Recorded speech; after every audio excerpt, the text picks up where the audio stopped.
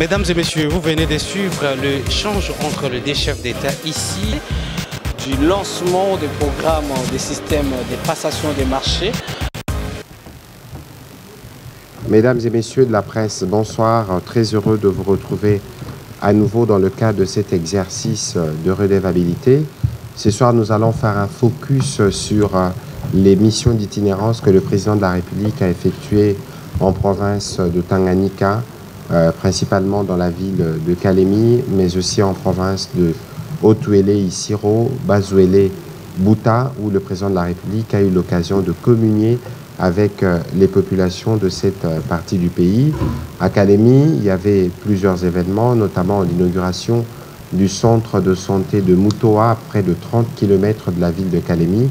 Ce centre de santé qui est le premier centre livré dans les cas de 145 territoires. Il y en a 267. Celui-là, il est complètement équipé. Nous aurons l'occasion de revenir dessus avec le ministre de la Santé publique. Bonsoir, monsieur le ministre. Bonsoir. Et puis, toujours à Kalemi, au cours du Conseil de ministres, nous avions adopté, sur proposition de madame la ministre d'État, ministre de l'Environnement, un projet de texte qui crée un couloir vert Kivu-Kinshasa. Vous saurez ce que cela veut dire dans le cadre de cet exercice de redevabilité qui veut faire un focus en termes de restitution sur ce qu'a été les passages du président dans ces différentes provinces. Mais comme vous le savez, si nous devons commencer par l'actualité, vous savez que hier, 4 décembre 2024, le président de la République était à Luanda, en Angola, où il a rencontré son homologue angolais, João Lorenzo, son homologue américain, Joe Biden, mais aussi le président zambien Hakainde Hichilema. Ils ont eu l'occasion de parler notamment du port de Lobito, du corridor de Lobito, ces réseaux ferroviaires de près de 1739 km qui va relier les réseaux routiers régionaux, donc des pays que je mentionnais tout à l'heure, la Zambie, la RDC et l'Angola, et qui pourra transformer jusqu'à 20 millions de tonnes de marchandises par an jusqu'en 2030. Nos ressources naturelles, en particulier les cuivres et les cobaltes, qui constituent 70% de la demande mondiale dans le cadre de la transition énergétique, passeront donc par ces efforts qui permettra de réduire entre autres le coût de la logistique et augmenter nos recettes d'exportation.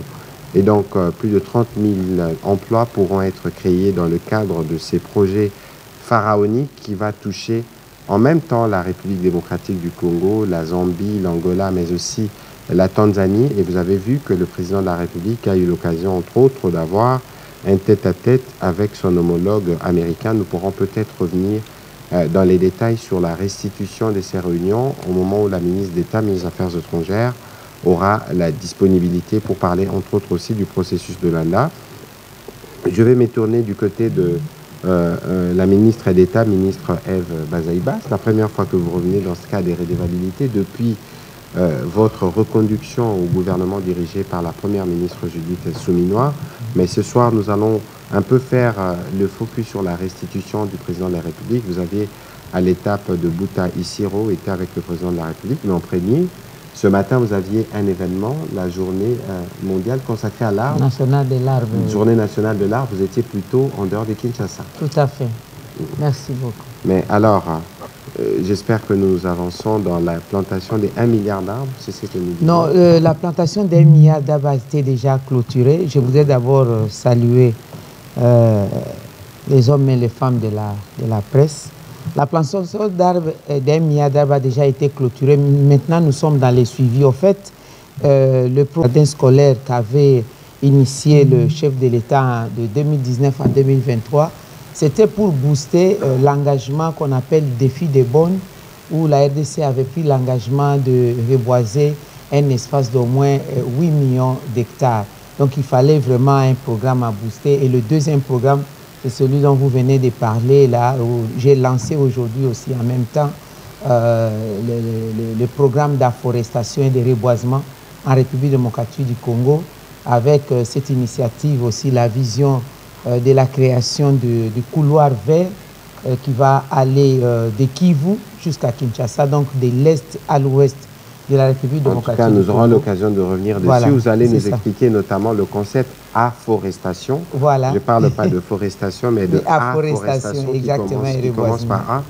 Monsieur le ministre de la Santé, avant qu'on entre dans les vifs du sujet, à Kwango, on nous parle d'une maladie qui a causé quelques décès depuis le week-end dernier. Je sais que vous avez reçu une alerte à ces propos qui a fait l'objet d'une des communications ce matin. Mais qu'est-ce que vous pouvez nous dire ce soir de ce que nous savons sur cette maladie?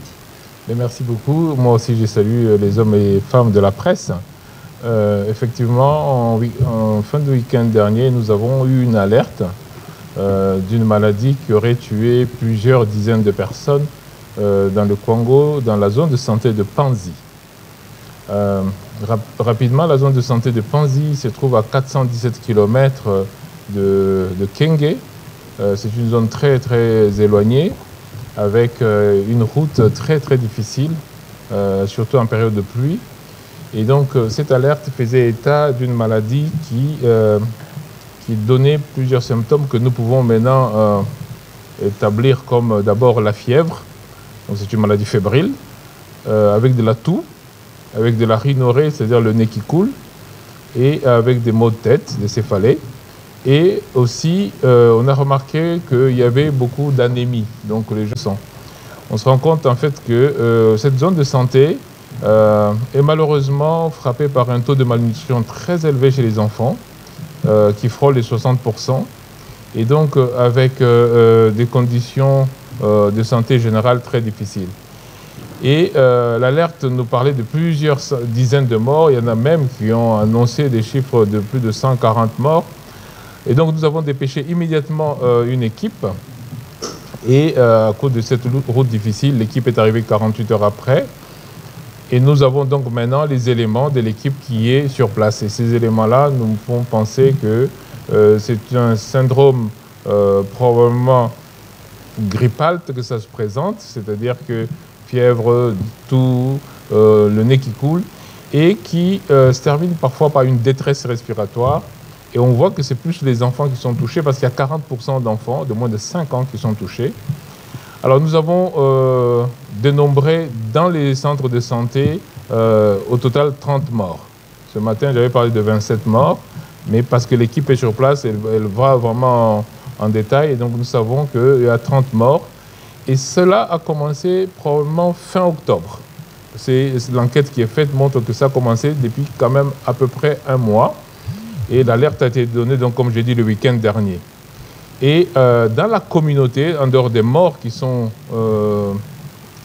notifiés dans les centres de santé, dans la communauté, c'est-à-dire quand les populations elles-mêmes déclarent, on nous parle de 44 morts en plus. Mais ces morts-là, nous ne pouvons pas les relier directement. Nous faisons ce qu'on appelle une autopsie communautaire pour voir ce qui se passe dans la communauté, pour nous assurer que ces 44 morts peuvent aussi être reliés à la maladie. Donc, si nous prenons les centres de santé où nous avons 30 morts, et si nous acceptons que les morts dans la communauté sont dus à la maladie, on serait autour de 77 morts. Avec un tableau, comme j'ai dit, qui ressemble à un tableau grippal, et qui est sur une population très fragile. Alors nous avons fait des prélèvements, et encore une fois, comme j'ai dit, la zone de santé est très excentrée, et nous avons besoin de résultats très performants. Du coup, il faut faire des PCR, comme on fait avec les maladies virales. Et donc, nous avons décidé de réacheminer les échantillons rapidement à Kinshasa, pour que ce soit fait de manière à ce que, très rapidement, on puisse avoir le diagnostic. Donc, ça fait à peu près 5 jours donc, que nous sommes dans cette alerte-là, et que nous avons déjà réagi. Alors, est-ce qu'il y a des précautions particulières à prendre pour les populations de cette partie du pays? Alors, pour l'instant, donc, comme nous ne pouvons pas encore faire le diagnostic, parce que c'est très, très récent, et nous ne pouvons pas encore dire, parce que ça peut être une maladie d'origine, la transmission peut être d'origine respiratoire, on ne le sait pas. Elle peut être d'origine hydrique, c'est-à-dire par l'eau, on ne le sait pas encore.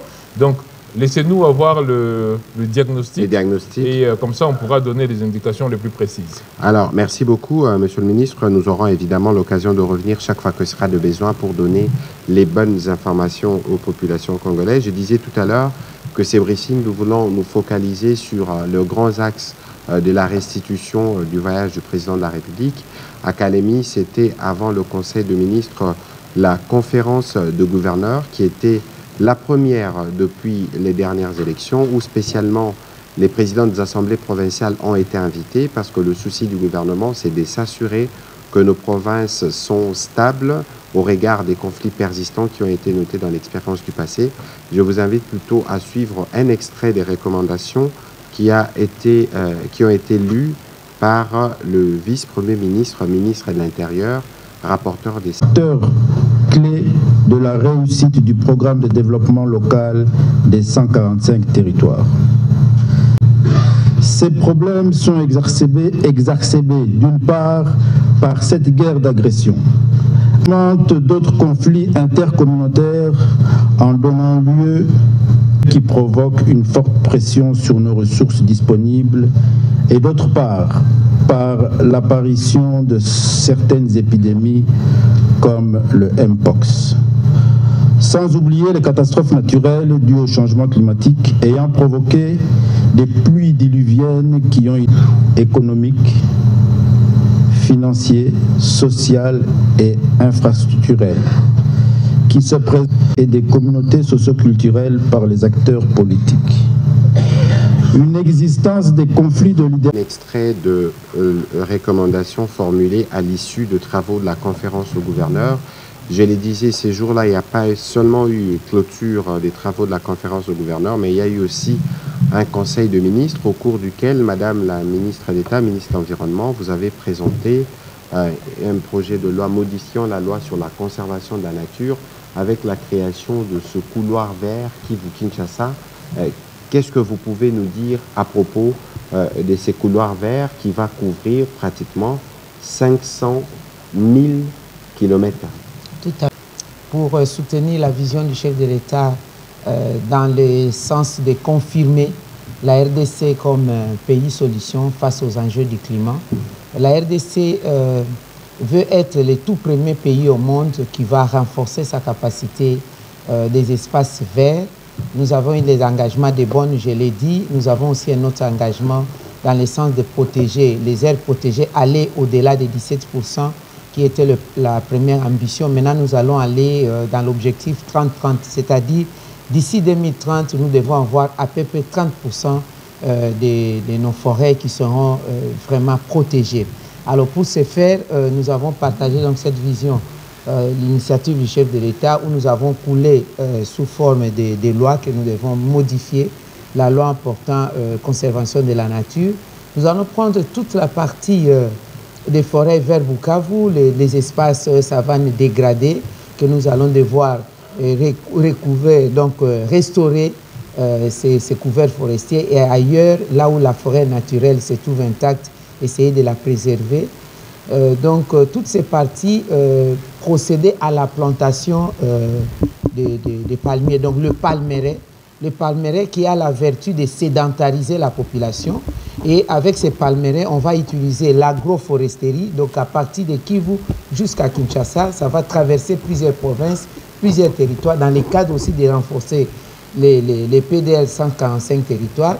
Donc il y aura l'agroforesterie, en dessous des palmeraies, les populations locales, comme ça sera des aires protégées à caractère national, mais dédiées à la communauté locale, y compris les peuples autochtones, pourraient utiliser leur plantation de cultures vivrières et devra arrêter avec l'utilisation de l'agriculture où on utilise avec le brûlis, itinérance sur brûlis, parce qu'on ne peut pas mettre le feu là où il y a les parmélés, mais on peut profiter donc de l'ombrage de ces parmélés pour faire ces cultures vivrières. En plus de ça, dans le cadre de renforcer aussi de manière holistique le développement de nos 145 territoires, avec ces palmeraies, dans le futur, nous allons avoir la possibilité au moins de petites unités d'extraction d'huile, de savonnerie, au lieu que la population commence à chercher. Donc ça va créer l'emploi, une chaîne de valeur. On conserve la forêt, on crée de l'emploi, parce que vous avez parlé de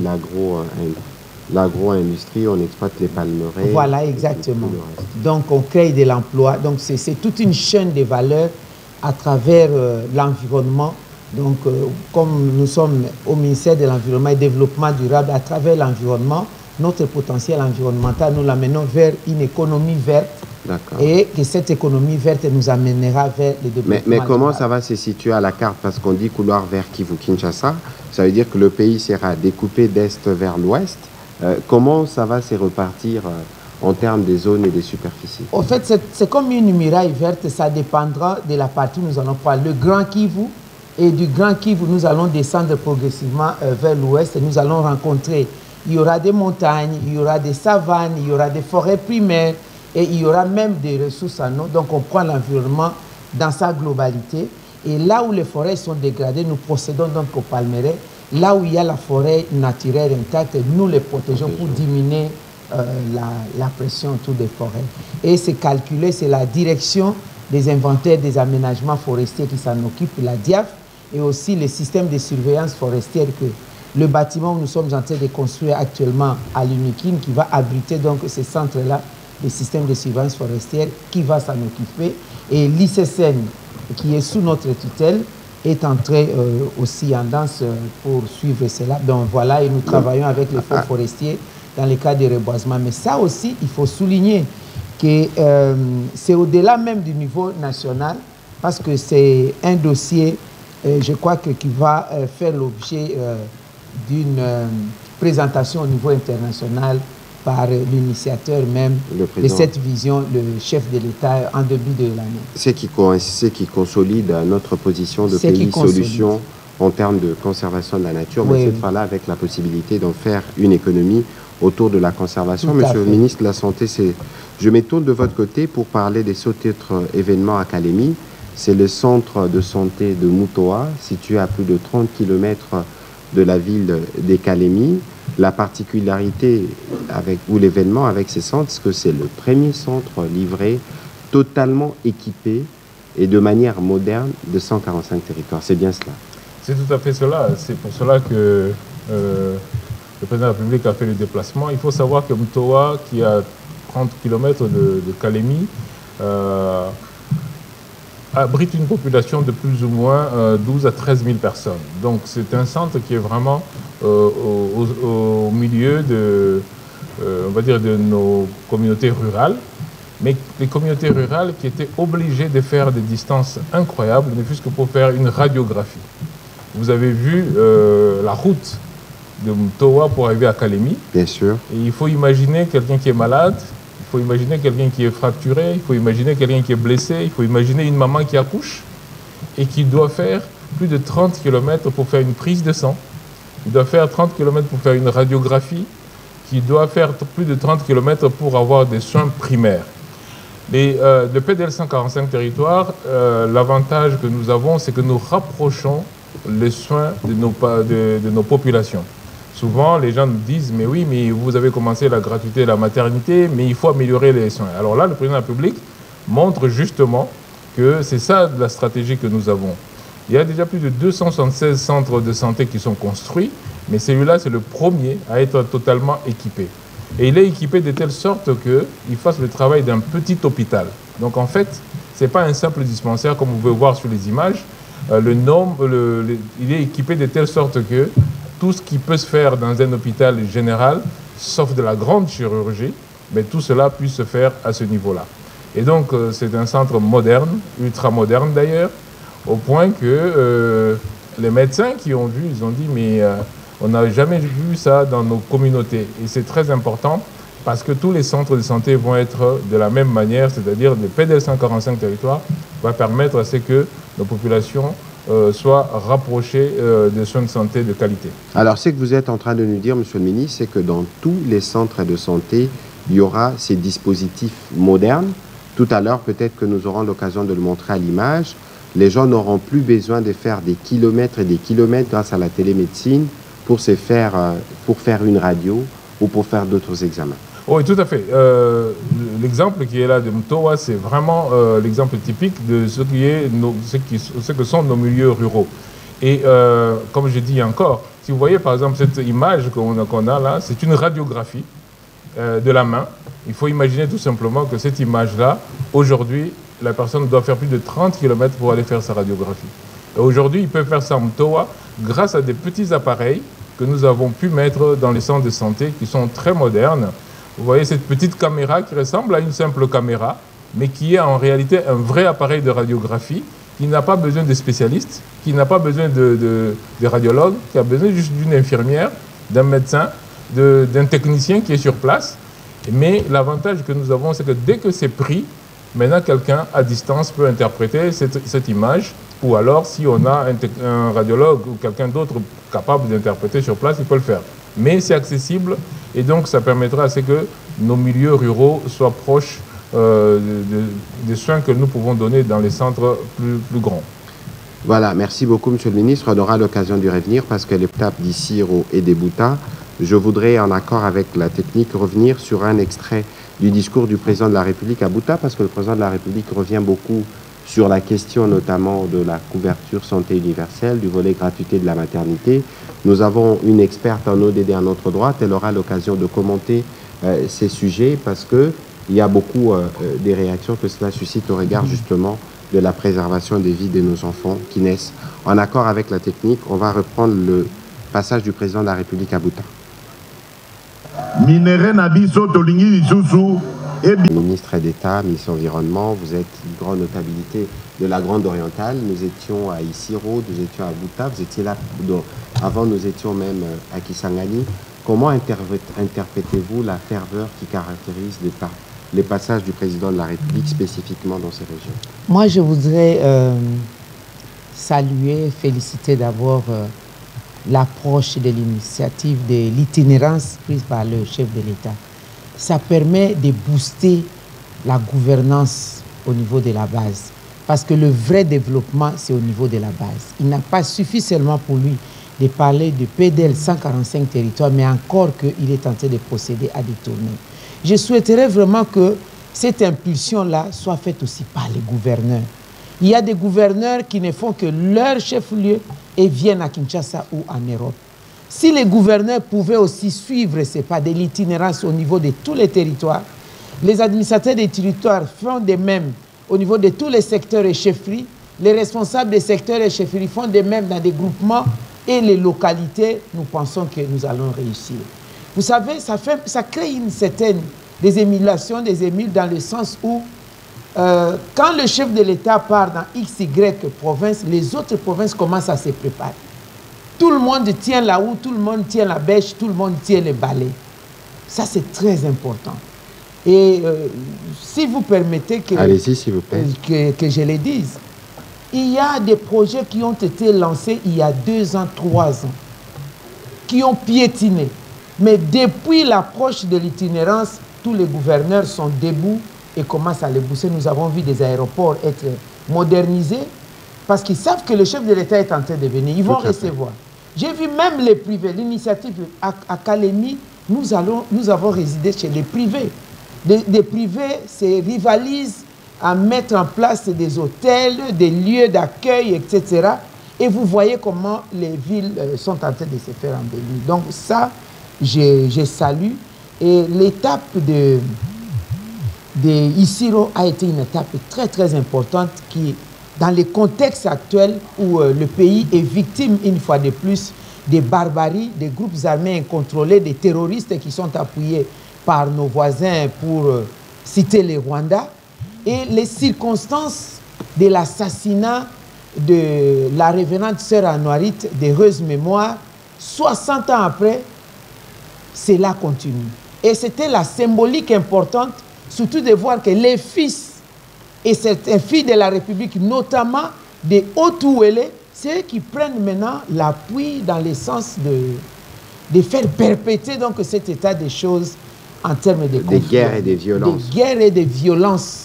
Et entrer même toujours dans les couvents des religieuses. Donc c'était une symbolique importante et j'ai entendu, moi, comment c'est passé à la technique, on pouvait bien le faire, la population en Issiro en train de griller Toboyi Bitumba, Tolingi Bananabiso, Basimbalisu Mando Kite, Tolengi. Ça, c'était très important. Tout à fait. On aura l'occasion de revenir parce qu'il y aura évidemment des questions-réponses. Mais l'une des recommandations phares, en tout cas une phrase qui a été beaucoup dite à Kalemi, c'est que pour les gouverneurs, vous faites 20 jours en itinérance et 10 jours dans vos bureaux. Et sur ces points, en tout cas, le vice-premier ministre, la ministre de l'Intérieur, a pris l'engagement ferme de s'assurer que cela se fasse. Alors, monsieur le ministre de la Santé, avant que les journalistes ne puissent nous poser des questions, le président de la République, chaque fois, il parle de couverture santé universelle, il parle de gratuité de la maternité. Il en a parlé à Isiro et d'ailleurs à ses propos. Il avait recommandé à la première ministre de vous tirer, entre guillemets, les oreilles pour que vous puissiez amener les programmes là-bas rapidement. Les présidents parlent de la gratuité des accouchements, mais une gratuité qui, pour certains, disent nous encourageons. Alors, qu'est-ce que vous pouvez répondre à ceux qui pensent que ces programmes salvateurs est comme une promotion pour demander aux jeunes filles ou aux jeunes hommes d'aller faire des enfants? Bon, alors, d'abord, le président de la République a tout à fait raison, mais il ne dit pas seulement de la gratuité ni de la couverture santé universelle, il explique pourquoi. Le président parle de l'hypermortalité de nos mères et de nos enfants, qui a entraîné cette décision de rendre les soins de santé pour la mère et l'enfant gratuits. En fait, les soins de santé ne sont pas gratuits. C'est que l'État a décidé de les prendre en charge. Tout à fait. Pourquoi l'État a décidé de prendre en charge? C'est parce qu'il y avait une barrière financière et nous venons de finir la revue. Là, hier, on a fini la revue de la première année de la couverture santé universelle. On aura peut-être l'occasion, dans une émission, d'aller en détail là-dessus. Mais nous ne sommes pas les premiers à faire la gratuité de la maternité et la gratuité des soins de nouveau-nés. Il y a des pays qui en ont même fait une disposition constitutionnelle. C'est le cas du Kenya. C'est pour montrer que, en fait, ce n'est pas quelque chose de proprement congolais. Ceux qui pensent que cela encourage les jeunes femmes ou les jeunes hommes à faire des enfants, ils ont parfaitement tort parce que nous avons du recul. Nous pouvons voir dans les pays où ça a été fait, quelle est la conséquence. La conséquence, c'est que le taux de mortalité et le taux de natalité, le nombre de bébés qui naissent, diminue. Pourquoi il diminue? Parce que tout simplement, maintenant, on a la jeune femme. Il faut toujours penser dans nos milieux ruraux. Il ne faut pas toujours penser qu'il y a les villes. Dans nos milieux ruraux, vous voyez qu'une jeune femme peut faire un bébé quasiment chaque année. Parce que personne ne s'en occupe. Or, quand nous avons maintenant ces personnes-là sous la main, quand nous pouvons maintenant les éduquer, quand nous pouvons maintenant leur dire « Attention, pour que votre enfant puisse grandir dans de bonnes conditions, allaitez au moins pendant 6 mois, allaitez même 1 année. » Et puis surtout, permettez à ce que vous-même vous reconstituez pour pouvoir avoir un autre. Quand les femmes sont suivies, on se rend compte que le nombre de personnes qui accouchent diminue. Enfin, la natalité diminue. Regardez tous les pays développés. Il y a la gratuité de la maternité. Quand vous allez dans n'importe quel pays en Europe, on ne vous demande pas de l'argent pour accoucher. Mais est-ce que les femmes font plus d'enfants? Non. Mais c'est la même chose qu'on constate en Afrique. On se rend compte que plus vous élevez le niveau des gens, plus vous diminuez la natalité excessive. Mais surtout, plus vous diminuez la mortalité. Et c'est vraiment, notre focus est sur la mortalité. Et comme je dis, on vient de faire la revue, on peut regarder maintenant et donner les éléments beaucoup plus probants par rapport à ça. Donc, je rassure les personnes qui sont inquiètes en pensant qu'on favorise des naissances, on va dire, de manière chaotique. Non, au contraire, quand on a les personnes sur la main, quand on peut les aider, quand on peut les éduquer, quand on peut faire de la planification, en ce moment-là... Vous parlez de planning familial et de toutes les précautions qu'il doit prendre, notamment l'espacement des accouchements. Absolument. Monsieur le ministre, on aimerait bien vous accompagner, comme ça on sera en mesure de montrer à ceux qui critiquent ces programmes, qui sachent que c'est le volet qui nous permet entre autres aussi de demander aux femmes en tout cas de tenir compte de ce que leur exige la nécessité des espacements. On va faire plus de pédagogie. Madame la ministre d'État, on va terminer sur ces volets avant de donner la parole aux journalistes par vous. Vous-même, vous êtes parmi les grandes femmes reconnues dans ce pays. Vous êtes beaucoup battue pour la cause de la femme. Lorsque vous entendez les ministres réagir notamment sur ces programmes et au regard de critiques qui parfois de mauvaise foi affluent, comment vous réagissez? Je voudrais d'ailleurs demander au ministre de donner les chiffres des décès et des mortalités maternelles. Je ne prends que pour les cas d'accouchement. Si mes statistiques sont faibles, chaque jour, notez-les, il y a au moins 10 femmes qui meurent par province Et là, je suis encore dans les minima. 10 femmes qui meurent par jour, par province et par accouchement. Nous avons 26 provinces. Par jour, ça signifie qu'on a au moins 260 femmes qui meurent d'accouchement. Si ce n'est pas un problème d'éclampsie, c'est un autre cas et tout ça. Il y a, si on le prend par semaine, c'est 260 multiplié par 7, ça vous fait 1820 femmes qui décèdent chaque semaine. Et si nous faisons le même calcul, les 1820 femmes par 30, ça nous fait quel chiffre et les statistiques d'une année. Imaginez-vous des crashs d'avion. Chaque jour, vous avez 260 personnes qui meurent dans des crashs d'avion. Et par semaine, au moins 1820, systématiquement chaque jour. Et quand je dis 10 femmes, dans tout Kinshasa ici, c'est plus de 10 femmes qui meurent.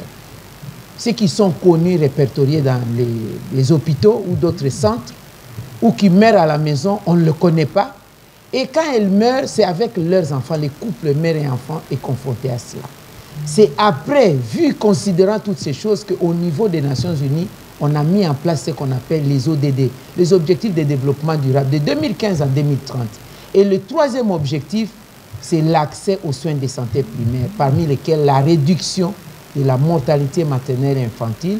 Donc on prend l'infrastructure sanitaire, comme on a parlé du centre de santé, les équipements et aussi le renforcement des capacités de personnel médical et surtout comme des sages-femmes et autres qui accompagnent la femme, les couples mère et enfant. C'est pourquoi il est demandé à tous les pays du monde de mettre en place des politiques et des programmes, des mécanismes nécessaires pour procéder à la réduction sensible de la mortalité maternelle et infantile. Donc ce n'est pas seulement en faveur de la femme, c'est en faveur de toute une nation. Et c'est là où la RDC s'est orientée, de renforcer donc la qualité des soins de santé. C'est aussi l'accès des soins de santé primaires. Non seulement il y a cette gratuité, il y a la couverture santé universelle. Pour ceux qui n'ont pas de possibilité de se payer en cas d'urgence les soins médicaux, aient au moins la possibilité d'accéder aux soins de santé. On est en train d'aller au gouvernement catégorie par catégorie. Il y a les fonctionnaires de l'État, dont les enseignants et autres. Et même au niveau de la population, on va arriver jusqu'à la population désœuvrée et avec des petites quantités de couverture santé, donc des contributions, et l'État pourrait prendre en charge les soins de santé primaires justement pour réduire la mortalité. Il y a plusieurs objectifs, 17, mais l'objectif santé, c'est un objectif aussi qui va de pair avec la lutte contre la pauvreté et la lutte contre la faim. Voilà. Laissant que le personnel, enfin les journalistes puissent faire des enquêtes, vous allez avoir des chiffres plus que ce que je vous ai donné. Je pense que c'est ce que nous devons commencer. Du président de la République, nous faisons des progrès tous les jours. Voilà, avant que vous ne puissiez poser vos questions, monsieur le journaliste, on va revenir sur l'extrait de l'adresse du président de la République aux pèlerins venus assister à la messe à l'occasion d'établissements hospitaliers.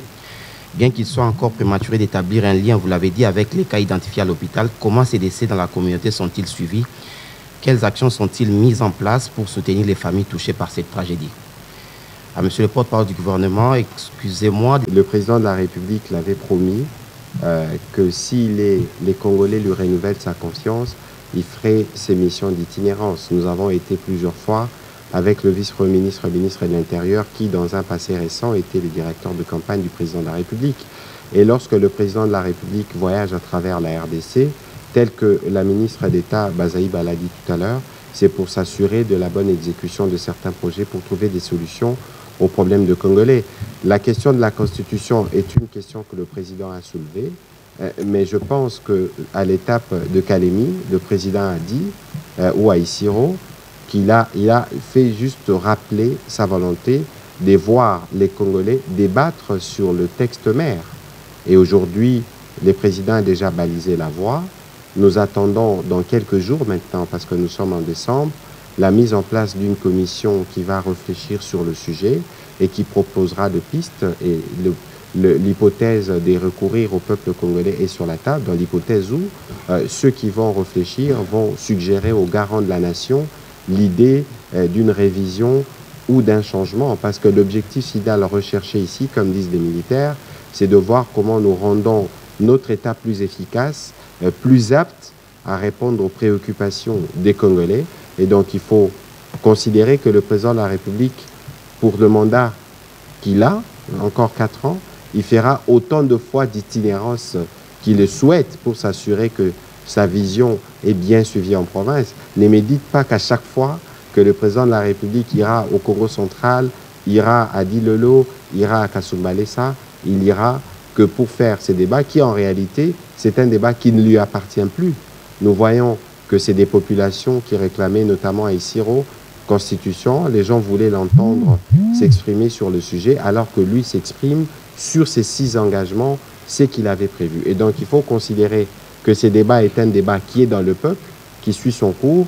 Nous attendrons les résolutions de la Commission et le président de la République pourra disposer parce que c'est lui qui est l'initiateur de ce débat. Voilà la réponse que je pouvais donner à ce sujet. Monsieur le... Alors, comme je venais de dire, c'est que ça fait 5 jours que nous avons eu l'alerte et ça fait 5 jours que nous avons déployé les équipes d'urgence.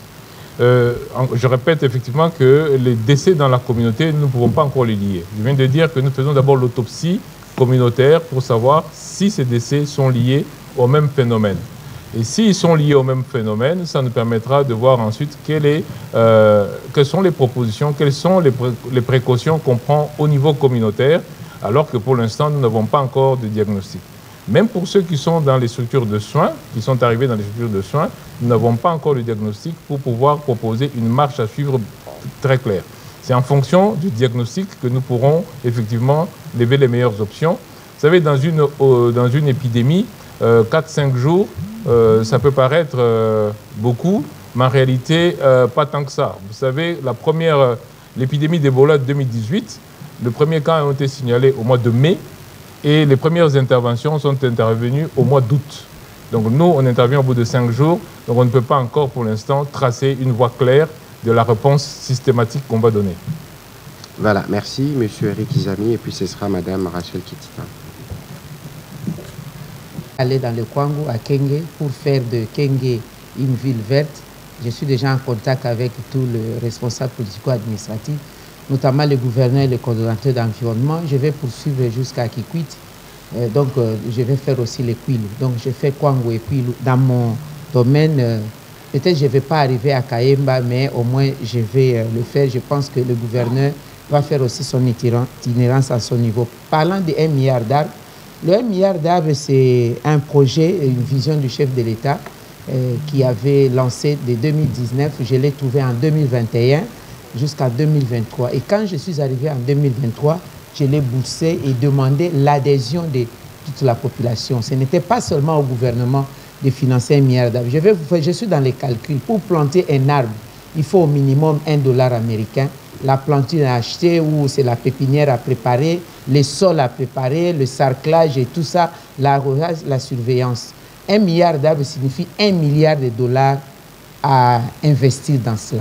Ce qui est vrai que le gouvernement n'a pas investi 1 milliard, mais nous avons fait un effort. Ce que le gouvernement a donné à son échelle, c'est qu'on a pu prendre du trésor public et du fonds forestier, mais nous avons eu l'adhésion de tous les partenaires, y compris les privés. Au moins, par rapport au gouvernement, 100 hectares ont été plantés dans 11 provinces. Ça nous fait 1100 hectares. Et les restes, nous avons capitalisé. Donc, tout ce que les privés ont adhéré dans la vision, nous en sommes arrivés à 87% de notre travail. Donc, c'est vraiment ça veut dire énorme. 870 millions. Et plus avec beaucoup plus de détails. Mais nous avons aussi connu des obstacles. Des obstacles où partout, prenons le cas de Kabou-Néné, vers Likasi, où nous avons planté, et c'était au Katanga. On a procédé à la spoliation. Il y a des gens aussi qui viennent couper ces arbres pour en user en bois énergie. Je prends le cas du parc animalier de Lancelot, où j'ai été là-bas. Nous avons planté les arbres là-bas. On avait 1500 hectares où nous avons planté plus de 300 hectares. Et ce n'est resté que 195 hectares parce que c'est spolié partout.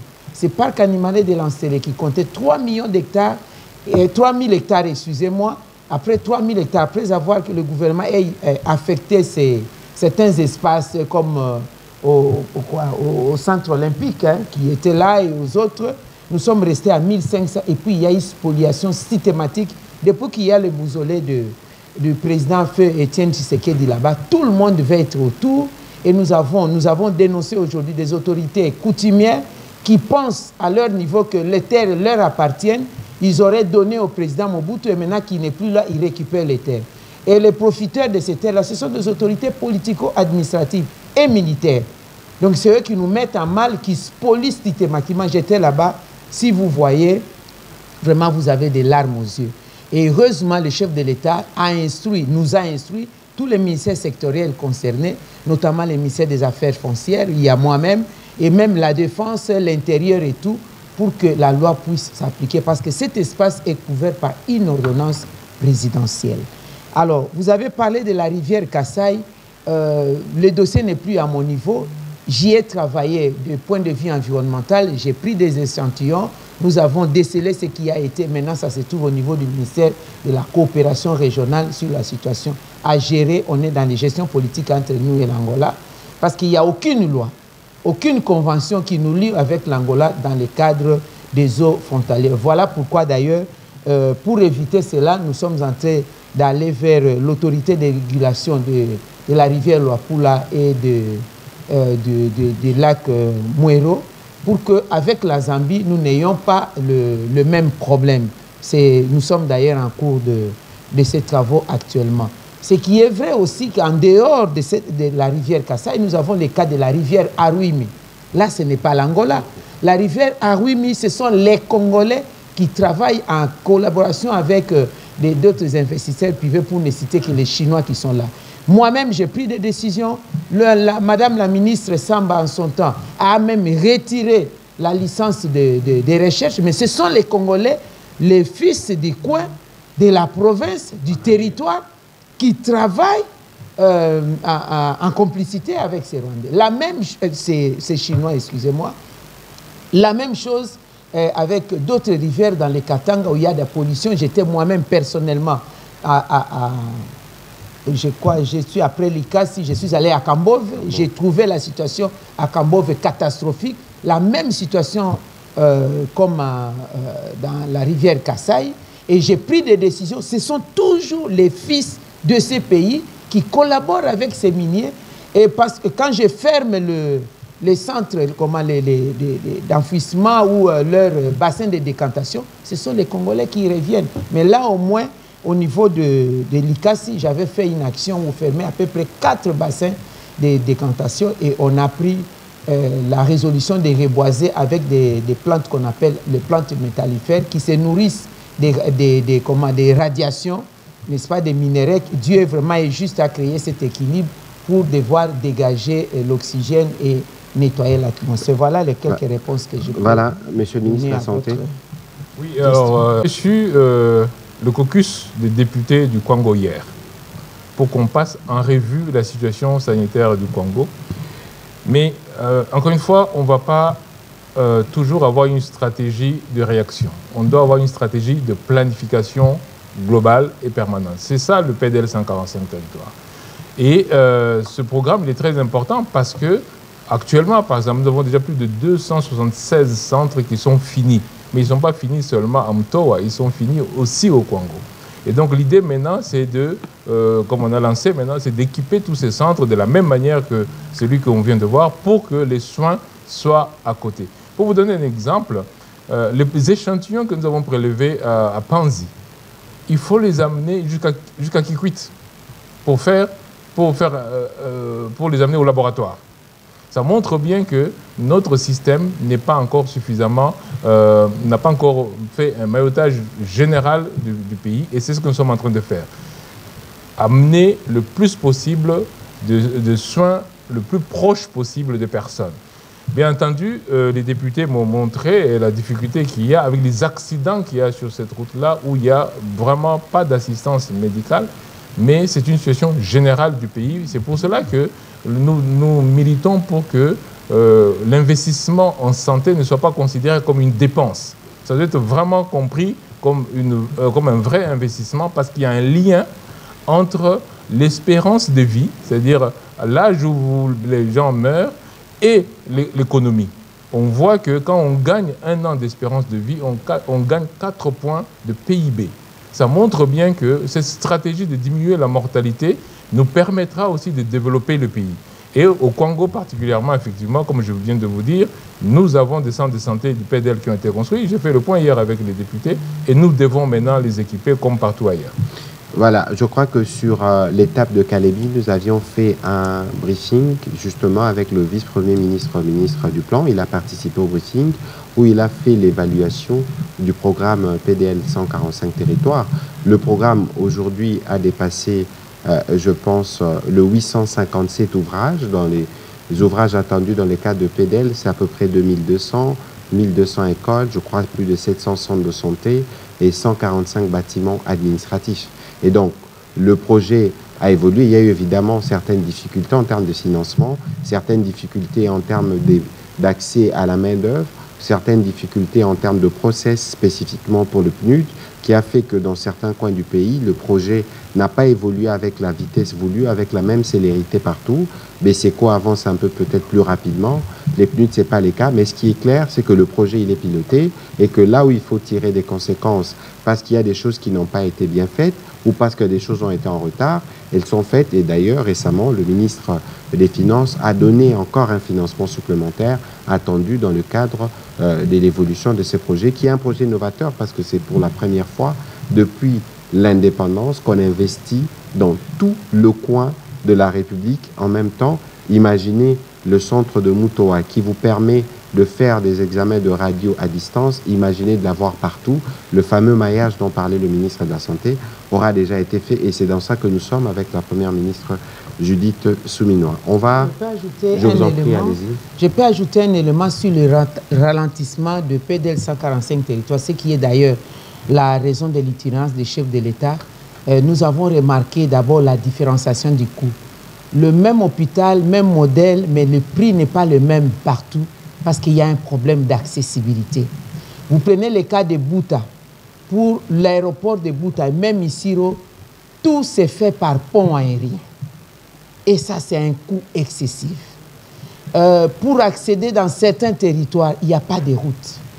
Donc, ou si vous voulez aller par des embarcations de fortune, il y a des naufrages où les ciments, tous les matériels de travail, où ils chavirent. Donc, ça a permis au chef de l'État de palper du doigt aussi cette réalité, même s'il n'est pas arrivé dans tous les territoires. Mais nous avons à chaque fois, à chaque étape, il y avait tous les administrateurs du territoire et même les chefs traditionnels qui donnaient ces rapports avec des images tout documentées. Et nous avons changé de stratégie. Là où il faut augmenter un peu d'efforts par rapport aux calculs qui ont été faits, on l'a augmenté. Et là où il faut commencer d'abord par la route avant d'aller vers les hôpitaux, on est tenté de le faire. Sinon, nous allons dépenser plus. Ça, je vous dis, vous avez vu comment on a eu le point aérien des échafaudages, des ciments et tout. Ça pèse le matériel de construction. Et à certains coins, ça coûte beaucoup plus cher. Exactement. Alors, Madame Rachel Kitita, et puis on prendra les 3 dernières questions en série pour terminer. Ce sera Oscar Mbal, Madame Mafuta, et on terminera avec Fabrice pour une question en Lingala. Allez-y, s'il vous plaît, dans les sujets qui nous concernent. Par le ministre de la Santé. Alors, il faudra attendre à peu près combien de jours pour avoir le résultat des échantillons qui ont été prélevés à Panzi, dans le Congo, puis apporter une réponse appropriée quant à cette épidémie qui sévit dans cette partie de la RDC. Et finalement, ceux qui sont malades aujourd'hui, sont-ils en quarantaine, à la maison, à l'hôpital, et qui sont à l'hôpital des cas graves, et comment se passent les soins palliatifs pour tant soit peu pouvoir soulager la peine de ceux qui sont malades. Une question au porte-parole du gouvernement concernant l'itinérance du président de la République. C'est vrai que l'image des sujets-là, peut-être qu'elle pourra exceptionnellement... Mais au sein du gouvernement, est-ce que c'est un désaccord entre membres du gouvernement? Ça, c'est une question à laquelle j'aimerais que vous puissiez répondre. Madame, ça, c'est de la polémique. Madame la ministre, pas du tout. Madame la ministre d'État, et si modification de la Constitution ou changement il y a demain, quels sont les réajustements que vous proposerez dans votre secteur pour renforcer le secteur de l'environnement en République démocratique du Congo? Voilà, on va commencer par le ministre de la Santé et puis on va revenir sur les questions un peu polémiques de Mme Rachel. Oui, alors je pense que déjà les échantillons, nous allons commencer à les techniquer demain soir parce que, comme je vous ai dit, étant donné le niveau d'alerte maximal, nous avons opté finalement pour que les échantillons viennent directement à l'INRB à Kinshasa. Et donc, ils vont arriver demain soir. Et donc, demain soir, ou dans la nuit, ou le lendemain, on aura déjà la réponse. Et en ce moment-là, on pourra même répondre à la deuxième question, est-ce qu'on met les gens en quarantaine ou pas? Parce qu'on ne met pas en quarantaine pour tous les cas, même dans les épidémies. Parce que ça dépend de la cause de l'épidémie pour pouvoir décider de la stratégie à avoir. Si c'est une maladie hydrique liée au fait que c'est une maladie de main sale, là, c'est des conseils liés à l'hygiène. Ce n'est pas nécessairement une maladie qui nécessite la quarantaine. Si c'est une maladie respiratoire, ce sont d'autres modalités qu'on prend, notamment le port de masque ou des choses comme ça. Donc tout dépend du diagnostic. Et s'il vous plaît, acceptez qu'on se donne encore quelques jours pour pouvoir donner une bonne réponse. Parce que c'est une alerte que nous avons eue ce week-end. Donc ce n'est pas une alerte qui date de 2 mois, c'est vraiment ce week-end que nous avons eu cette alerte. Mais je vous ai dit que nous avons envoyé les équipes qui partent avec toute la panoplie de protection, que ce soit les protections individuelles, que ce soit le lot de médicaments que nous connaissons de manière générale, que nous utilisons dans les épidémies, et que ce soit aussi les expertises de nos experts qui nous disent « Attention, ici, il faut prendre telle position, il faut prendre telle position ». Donc nous attendons cela. Mais nous avons déjà envoyé tous les éléments qui puissent répondre à l'une ou l'autre stratégie, parce que, comme je l'ai dit ce matin, nous avons tout ce qu'il faut pour répondre à l'épidémie. Voilà, merci beaucoup, Monsieur le ministre de la Santé. Très rapide, certes, son travail comme vice-premier ministre, ministre de Transport. Je sais qu'il y a une idée des polémiques derrière, mais je ne me souviens pas avoir entendu un membre de gouvernement en dehors, exceptionnellement de moi, porte-parole, commenter spécifiquement ces questions sur la Constitution. Donc, il n'y a pas à chercher à opposer telle version à une version de l'autre. Jusqu'à ce jour, la question de la Constitution, que ce soit sur son volet révision ou changement, n'a pas encore été abordée en Conseil de ministres, parce que si cette question est abordée, dans le cadre de la transparence qui nous caractérise, nous en parlerons, notamment dans les comptes rendus. Et donc, il faut que cela soit bien clair. Les vice-premiers ministres Jean-Pierre Bemba a aussi commenté ces sujets en tant que chef politique, et son parti a sorti un communiqué à ses propos. Si vous ne l'avez pas lu, je pourrais vous l'envoyer, ou peut-être que Madame la ministre d'État peut nous donner un détail là-dessus, mais il n'était pas question d'une quelconque forme d'ambiguïté sur son soutien à l'initiative du président de la République, qui peut aboutir soit à la révision ou au changement de la Constitution suivant les orientations de la Commission.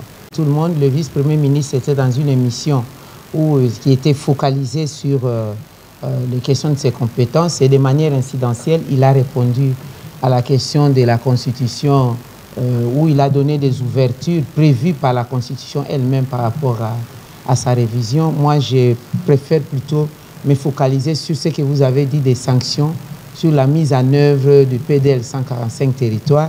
Vous avez suivi des sanctions, souvent c'est plus les entreprises congolaises. Là, c'est même le chef de l'État est déçu. Il a pensé privilégier les entreprises congolaises pour avoir gagné ces marchés et d'exécuter ces marchés, et pour leur donner aussi à booster leur activité, mais malheureusement, ils brillent systématiquement par le non-respect d'engagement, et certains sont appelés à la justice actuellement. Je crains que ça commence à nous pousser à voir ailleurs, parce que si vous voyez les entreprises qui exécutent cela, les Congolais travaillent de moins en moins. Par contre, d'autres partenaires internationaux, même en termes de préfinancement, sont à 90%, même à 100% des ouvrages livrés. C'est ce que nous sommes en train de voir pour les cas de centres de santé ou ailleurs. Voilà ce que je peux dire. Mais rapidement, parce que vous avez véritablement à investir dans ce pays dans les 30, 40 à 50 dernières années. Il faut bien qu'on se regarde et qu'on situe la responsabilité de chaque génération, ou de tout au moins de tout le monde. Aujourd'hui, l'idée, nous assumons le passif qui a été trouvé, et c'est pour ça que nous apportons de réponses. Je ne pense pas qu'il y a existé un programme d'investissement comme le 145 territoires depuis l'indépendance, premièrement. Deuxièmement, si on a fait une conférence de gouverneurs avec les présidents des assemblées provinciales, c'est parce que si on veut développer ces provinces, il faut qu'il y ait de la stabilité. Mais maintenant, il faut aussi regarder la productivité de ces provinces. On ne va pas faire ces débats ce soir, mais il sait qu'il faut savoir ce que le gouvernement, sous la houlette de la première ministre Judith Suminwa, va prioriser les investissements, y compris en province, parce qu'il faut trouver des solutions à la base. Ce ne sera pas seulement les 145 territoires, mais ce sera aussi d'autres volets de programme du gouvernement. Alors, on va prendre la dernière série. J'espère que vous n'allez pas revenir sur des questions qui ont déjà été posées, qui ont eu des réponses. Donc, il faut aller sur des questions à la thématique. Monsieur Mbal, allez-y. Madame Nathalie, on termine par Monsieur Fabrice sur des questions qui n'ont pas été encore posées, s'il vous plaît. Merci pour la parole. J'ai une toute petite question à poser à Madame. Concernant la thématique de cette soirée, mais alors, c'est que vous n'avez plus de questions. Parce qu'on on va pas. S'il vous plaît, Madame, nous voulons être précis parce que nous voulons éclairer. Allez-y, s'il vous plaît. Monsieur le docteur Samuel Rugenkamba, ministre de la Santé publique, cette épidémie qui sévit au niveau de la zone de santé de Pandi dans la province du Kwango va sans nul doute créer une sorte de frayeur au sein de la population de ce coin. Nous nous approchons des festivités en tant que membre du gouvernement. Vous êtes la voix du gouvernement dans ce coin. Qu'est-ce que vous avez à leur dire, étant donné qu'ils doivent attendre un diagnostic? Madame Rachel Kitita l'a dit, peut-être qu'il y a encore des cas qui sont contaminés. Qu'est-ce qu'ils doivent attendre de vous en termes de paroles ou en termes de messages pour pouvoir mieux... Dernièrement, la RDC a pris part à la conférence annuelle des Nations Unies sur le changement climatique par le biais de la Première ministre, chef du gouvernement, Madame Judith Suminwa. Et du haut de la tribune, la chef du gouvernement a porté très haut la voix de la RDC en ce qui concerne la compensation du fait que ce pays soit le deuxième poumon de l'humanité. Aujourd'hui, vous avez parlé de la RDC en... Carte jaune au bateau pour En tout cas, ndeko matondo mingi pona motuna na yo, yambo pona carte jaune. Esengeli te que ceux qui likambozo tambola malamu te tolongola yango. Esengeli nde tobongisa yango. Ezali te po ceux qui ebimi na lopepo ya njili bobwaki yango. Esengeli nde tobongisa yango po carte wana ezali penza ya motuya. Carte wana ezo kokisa biso na makambo ebele pona bamboka oyo eza nzinga na biso. Carte wana eza na système otobengi règlement sanitaire international. Il faut tozala na yango pona kolakisa ke epa na biso tozolandela babokono nyonso oyo bato mosusu mpe bakoki kozwa. Donc ezali te ke tolongola yango pona kokisa talu, ezali nde tobongisa ndenge nini tokoki kosalela yango. Pona mai ndombe eza pona mboka mobimba. Esengeli totonga ba hôpital na uti koloba awa que mokonzi ya mboka na cadre ya PDL 145 territoire asengi biso ba l'hôpital ezala pembeni ya bato. Nde esika tozotia ba l'hôpital ya mike toko misango na bosali ya ba hôpital oyo ya minene. Donc ezali te ka que po mai ndombe te eza pona bisika nyonso toti koloba awa pona Kwango, mais ezali ndenge moko pona Kalemi, eza ndenge moko pona bisika nyonso. Voilà, Madame la ministre à Makambo etali bokolongo na nzoto. Ministre à Makambo etali nzinga. Alors, vous souhaitez que je commence par le lingala? Allez-y, s'il vous plaît. Non, bon, je vais suivre seulement la chronologie des questions. Je vous ai d'abord dit que la taxe carbone est différente du marché crédit carbone.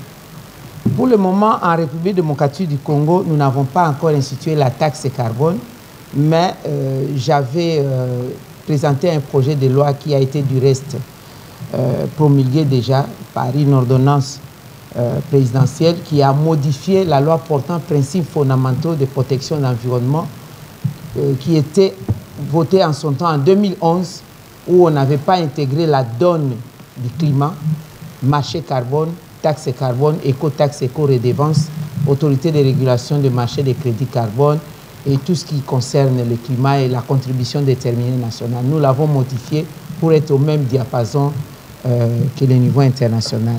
Alors, le marché crédit carbone en République démocratique du Congo se présente en deux volets. Nous avons un seul projet de carbone forestier qui est un projet RED+, dans le Mai-Ndombe, où les privés ont investi depuis 2009, n'est-ce pas, avec environ 270 000 hectares dans les territoires de Inongo. Jusqu'à présent, il n'y a pas un autre projet similaire. Ça, c'est un projet pilote avec ERA Congo. Il n'y avait pas de loi, mais ils ont essayé. Ce sont deux Congolais qui ont étudié aux États-Unis, qui ont commencé à étudier ici. Ils sont allés aux États-Unis. C'est notamment les professeurs Lumbwenamo et le professeur Jean-Robert Bouangoï. L'un à Maryland University et l'autre à South Dakota University. Ils ont distingué là-bas. Ils sont revenus au Congo avec ces projets-là depuis 2009. Ils ont commencé ces projets pilotes en 2009. Et lorsque nous sommes arrivés en 2021, nous avons trouvé RED+, qui était déjà en fonctionnel avec la CNR. On n'a fait que booster. C'est le projet de carbone forestier. À côté de ça, nous avons aussi des projets de carbone d'évitement, où on parle de carbone d'énergie. Là où on peut polluer, mais on évite en utilisant l'énergie renouvelable avec les projets Makala, avec etc. Ça s'est fait un peu ici à Kinshasa, dans les CH, mais plus à Goma. Alors, nous avons déjà vendu le carbone, c'est 3 fois. Il y a eu la première vente que j'ai trouvée, où j'ai boosté, c'était 1 600 000 $, mais l'investisseur avait investi plus. Il n'y avait pas aussi un cadre de partage des bénéfices et la République démocratique du Congo n'avait encaissé qu'environ 100 000 $. Après avoir que l'investisseur ait retiré son investissement. Parce que je vais demander qu'on ait un briefing sur ce que c'est que le carbone, le marché carbone au Congo.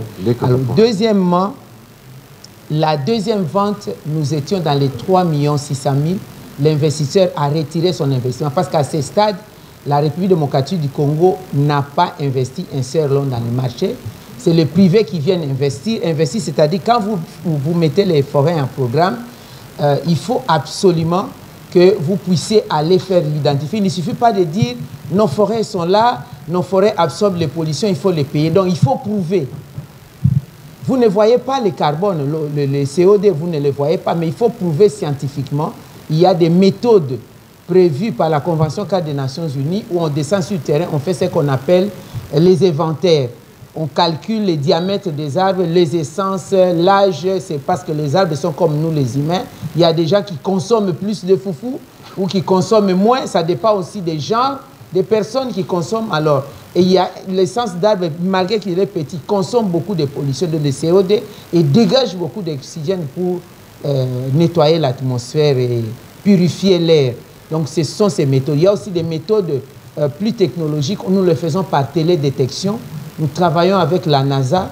Nous louons des satellites par heure ou alors on envoie des drones qui calculent le niveau de séquestration à travers aussi les espèces, l'âge des arbres. On fait une extrapolation qui va être contre-vérifiée par le vendeur, donc les acheteurs de carbone qui ont aussi des services. Souvent, il y a le marché californien et puis il y a le marché Vera qui reviennent. Donc, ça peut vous faire 1 année, 2 ans. On n'est que dans cet espace-là. Lorsqu'on a ces chiffres, on les met dans un registre, on les certifie. La RDC n'a pas encore un registre, la RDC n'a pas encore le système de certification. C'est avec la mise en œuvre de l'autorité du marché des crédits carbone où nous avons déjà proposé les experts et nous attendons la décision de la très haute hiérarchie pour prendre une ordonnance à nommer donc les animateurs de l'autorité du marché crédit carbone. C'est là où nous allons avoir notre propre registre, nous allons avoir la possibilité de certifier à notre niveau. Mais nous avons déjà pris des contacts avec des experts en la matière pour le faire. En ce qui concerne qui est censé recevoir la taxe, bon, la taxe, nous ne l'avons pas encore instituée, comme je vous ai dit, il y a la différence. Alors, comment ça se passe? Lorsqu'on investit dans les marchés crédit carbone, la deuxième vente que nous avions faite, c'était environ 90 millions. Dans les 90 millions, c'était un bout parce que nous avons trouvé les discussions dans les 2,5 $. Et quand je suis venu, en parlant de la RDC Pays Solutions, en boostant cela, et on a compris parce que tout le monde n'était pas censé nous connaître. Nous avions eu des acheteurs qui sont venus à acheter à 17 $ la tonne. Il y a même la Banque mondiale, je l'ai dit sur une chaîne internationale, la Banque mondiale qui était venue doubler la mise pour dire vous avez vendu à 2,5 $ la tonne pour la première vente, nous allons prendre les 11 millions de tonnes à 5 $ la tonne. Ça fait 3 ans que la Banque mondiale ne s'est pas encore exécutée. Donc, elle nous doit 55 millions et même l'investisseur attend ses fonds d'investissement. La RDC aussi attend sa partie. Le 15 septembre dernier, avec le ministre des Finances, nous avons signé un arrêté interministériel de ce qui revient à l'État, comment est-ce que ça se partage. Pour aller dans les marchés crédit carbone, l'investisseur a l'obligation de montrer de manière transparente les fonds qu'il a pour investir et 25% s'est orienté vers la communauté locale. Et les 75%, il commence son investissement pour les inventaires, pour les vérifications, contre-vérifications, jusqu'à ce qu'on quantifie, on les amène au marché. Lorsqu'on capte les fonds par les acheteurs volontaires qui viennent, comme maintenant nous n'avons que des acheteurs volontaires, le marché souverain est réservé à des États souverains, de leur côté n'ouvrent pas pour l'achat, eh bien l'investisseur récupère son fonds d'investissement et le reste des bénéfices est partagé en 50-50 avec l'État congolais. Ce qui revient à l'État congolais, il y a cet arrêté-là de partage, c'est l'arrêté que nous avions signé le 15 septembre dernier. Vous allez voir la quote-part de la communauté locale, de la province, de l'institution qui accompagne la mise en forêt. Nos experts, nous avons aussi des experts de la DIAF, des cadastres forestiers, comme je l'avais dit, et pour l'investissement, pour qu'ils aient ne fût-ce que des drones, qu'ils aient ne fût-ce que des GPS, qu'ils aient ne fût-ce que l'équipement nécessaire pour entrer dans la forêt, même pour avoir les vaccins seulement contre la morsure des serpents. Et tout ça, on n'a que dans ces fonds-là. Et aussi, le reste maintenant, la quotité entre dans les trésors publics. C'est ce qui sert aussi pour le PDL. En tout cas, ça doit faire l'objet d'un briefing spécial où nous allons faire un peu de pédagogie pour que l'on comprenne comment. Ce n'est pas l'argent à distribuer aux agents et tout ça. Mais dans le principe de gouvernance, lorsque vous mobilisez l'entité qui mobilise, les directions des forêts qui mobilisent, ont ce qu'on appelle la rétrocession. Bien sûr. Alors, il y a eu un incident ici, vous avez vu la direction d'assainissement, la DAS, et la direction, je crois, des reboisements, qui est sortie dans la rue pour dire nous n'avons pas eu l'argent, il y a eu 17 millions de dollars américains de crédit carbone qu'on avait volé, ce n'était pas 17 millions, nous avons vendu à plus de 90 millions, donc ils n'ont déjà pas la bonne information. Et la DAS n'a pas compétence de réclamer parce que ce n'est pas la DAS qui a mobilisé ça. La DAS devait se taire, comme j'avais dit, garder profil bas parce que le rôle de la DAS, c'est une mine qui est ici. Vous voyez l'état de la ville-province de Kinshasa et aussi d'autres villes du pays parce que c'est la dimension nationale. Normalement, la DAS devait s'occuper de son travail, n'est-ce pas, d'assainissement. Et avec la brigade d'assainissement, quelqu'un enfreint à la loi pour salir l'environnement, il y a des taxes, il y a des amendes transactionnelles. Quand ils auront mobilisé à les faire entrer dans les trésors publics, ils vont avoir leur rétrocession. Mais j'ai vu le document, le secrétaire général, lorsqu'il y a eu la rétrocession pour la direction des forêts, la direction des cadastres forestiers, la direction développement durable qui organise les climats, la biodiversité, la lutte contre la désertification, c'est à eux que revient cette rétrocession parce que c'est eux qui mobilisent. Bon, le secrétaire général a pensé bien faire pour une solidarité à donner à la DAS. Ils ont réclamé quelque chose dont ils n'ont pas les droits. Parce que quand ils ont la prime permanente d'assainissement, je vous informe, je suis venu, la DAS a commencé à avoir la prime permanente d'assainissement 14 ans après. Chaque année, depuis que je suis au ministère, jour pour jour, ils reçoivent la prime, mais en échange, ils ne font rien. Donc, c'était une fausse alerte. Et ce sont ces genres de choses. Vous m'avez posé la question de savoir, vous avez vendu à combien? Ces genres de bruit négatifs, croyant à nuire à ma personne, on nuit à la République. Parce que le marché est volontaire. Là, ils disent, bon, on ne va plus acheter le marché, les carbone en République démocratique du Congo parce que les politiques s'en servent. Et c'est la République qui en pâtit. Heureusement qu'il n'y a pas de preuves matérielles sur ce qu'ils disent. Bon, la RDC, je vous dis, ce n'est pas la RDC qui est le deuxième poumon du monde. En fait, la RDC, au sein du bassin du Congo, nous sommes le deuxième couvert massif forestier après l'Amazonie. Et troisième, c'est les Bornéo et Mekong. Maintenant, au sein du bassin du Congo, la RDC a plus de 62% de ses potentiels. Mais le bassin du Congo, malgré qu'il soit deuxième poumons. Aujourd'hui, c'est prouvé grâce à la tour à flux de Yangambi que la teneur de services rendus par les forêts du bassin du Congo dépasse le bassin de l'Amazonie. C'est à 1,7%. Et l'Amazonie actuellement est rétrogradée à 1,4%. Donc le bassin du Congo, tout en étant deuxième massif forestier, mais nous sommes devenus le premier poumon du monde. Alors quand on parle de la RDC comme premier poumon du monde et des bassins du Congo, donc c'est la RDC qui a cette grande part. Bon, les indicateurs, je termine par là. Les indicateurs pour dire que, et c'est cette question telle que la première ministre avait défendue à Bakou, quels sont les indicateurs que cette question est prise en charge? Aujourd'hui, vous êtes de la presse, vous êtes des médias, des investigateurs. Partout au monde, nulle part on ne peut parler de la matière du climat sans citer la RDC, sans faire appel à la République démocratique du Congo. Déjà, l'espace d'expression, la diplomatie environnementale, nous avons les gens qui ont dit des choses ici, nous avons appris. Le Brésil nous a dépassé, l'Indonésie nous a dépassé. Je l'ai dit clairement, c'est dans les médias. Le Brésil n'a aucune expérience actuelle de crédit carbone par rapport à la RDC. Devant le président Lula et notre Excellence le président de la République, cette question a été posée. Le président Lula a même dit que nous avons besoin de l'expertise de la RDC. La même chose pour l'Indonésie et les autres pays. Donc autant on était absent. 18 ans après, mais nous avons fait des enjambées vraiment à boucher double pour faire connaître la République démocratique du Congo. Nous, la taxe carbone est différente du marché crédit carbone. Pour le moment, en République démocratique du Congo, nous n'avons pas encore institué la taxe carbone, mais j'avais présenté un projet de loi qui a été du reste promulgué déjà par une ordonnance. Briefing là.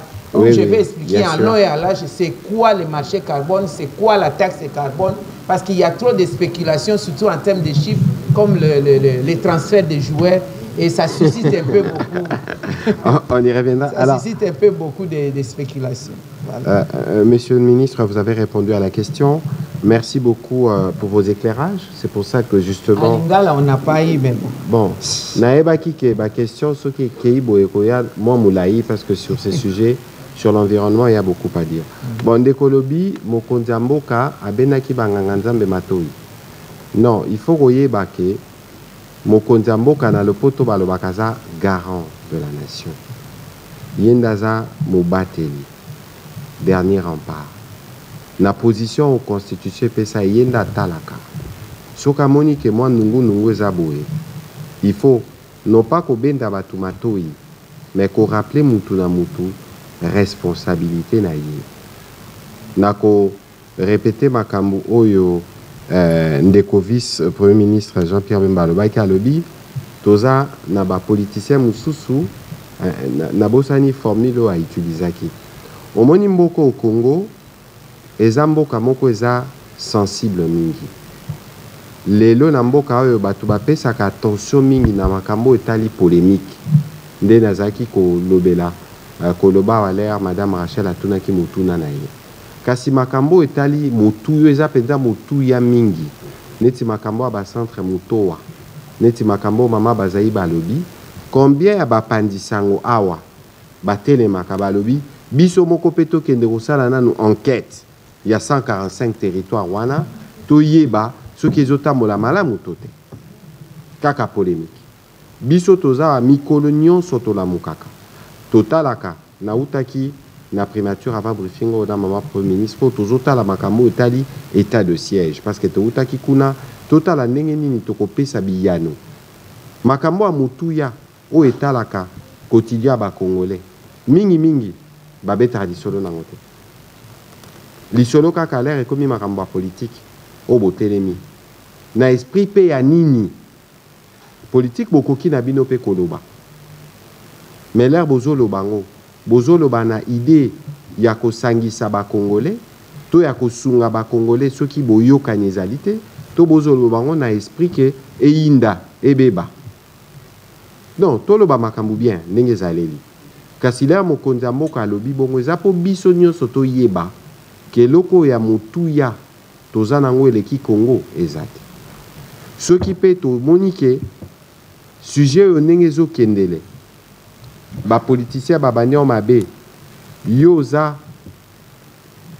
sango mokonzi oza pasteur yo tali ndenge nini tokosunga bango baya na katikati yango président lobaki église au milieu du village. Ça veut dire que aza équidistant na oyo aza opposant na oyo aza na pouvoir yango rôle na bango yango wana soki pe bomoni ke kokoso ezali boki pe kokende na nkuku bomoni awa bolobi. C'est ça le plus important. Donc il faut considérer que lelo biso tozo kende biso nde tozo kambambo kana président Tshisekedi yenda zomona ba kokoso po yenda za na boussole ezosala ke ba congolais nyonso osambelaka te oza sango oza pasteur toyeba ndenge nini biso nyonso toko contribuer pomboke kende liboso makambo etali constitution na kosilisa wana ya mabe nini eza wana po balobi tokanisa to réfléchir. Est-ce que tokobo ya réflexion ya pamba donc to kanisa kaka est-ce que za malamu est-ce que loko za malamu to mabe lisumu za wapi l'air commission ko salama soki bino boza bato a refus parce que commission za pluridisciplinaire ba ko sala pe bozala bo exprimer refus na bino na katikuna démocratie to lingaka eza démocratie confrontation ba idée zalaka kasi ko sala ka ba déclaration kili na likanisike eyinda ezala mabe ke ba soki yinde ko yinde la pe yo ko kanisa te ke yo ko bata maboye mais ko toucher ndeko na yo ko zala malamu te. Le Congo n'a pas besoin de ça. Voilà. Merci beaucoup Madame la ministre d'État. Merci beaucoup Monsieur le ministre. Allez-y s'il vous plaît si vous aviez oui, j'ai juste un petit mot à dire, un mot triste parce que comme vous savez, nous avons un pox, nous avons d'autres épidémies et nous avons des travailleurs, des prestataires qui font tout pour que ces épidémies s'arrêtent. Malheureusement, nous avons perdu 2 de nos agents qui allaient à la Chouapa pour amener les vaccins. Vous savez, les conditions sont très difficiles. Ils étaient dans une embarcation, ils amenaient les vaccins pour sauver d'autres. L'embarcation s'est retournée et nous avons perdu 2 de nos agents vers Monkoto. C'est pour vous montrer que nous allons très loin, mais ce sont des Congolais et des Congolaises qui se dévouent tous les jours pour que nous puissions vaincre les épidémies. Et je voudrais vraiment qu'on ait une idée, une pensée pour ces 2 agents que nous avons perdus. Merci beaucoup, Monsieur le ministre. On aura l'occasion avec vos services, si on a les photos, de les rendre hommage pour le travail qui est fait pour la patrie. C'est sur cette note que nous terminons. Merci à vous, Madame la ministre d'État. Nous avons pris rendez-vous pour parler du crédit carbone dans un prochain briefing, mais ce soir, on a voulu faire un focus sur la restitution de la mission d'itinérance du président de la République. Merci à vous, Mesdames et Messieurs de la presse, pour votre participation. À la prochaine. Pour vous informer de l'essentiel de l'actualité en République démocratique du Congo, il vous suffit de vous abonner sur Top 243 News TV, également nous lire sur www.top243news.com. Au nom de toute la rédaction, nous vous remercions.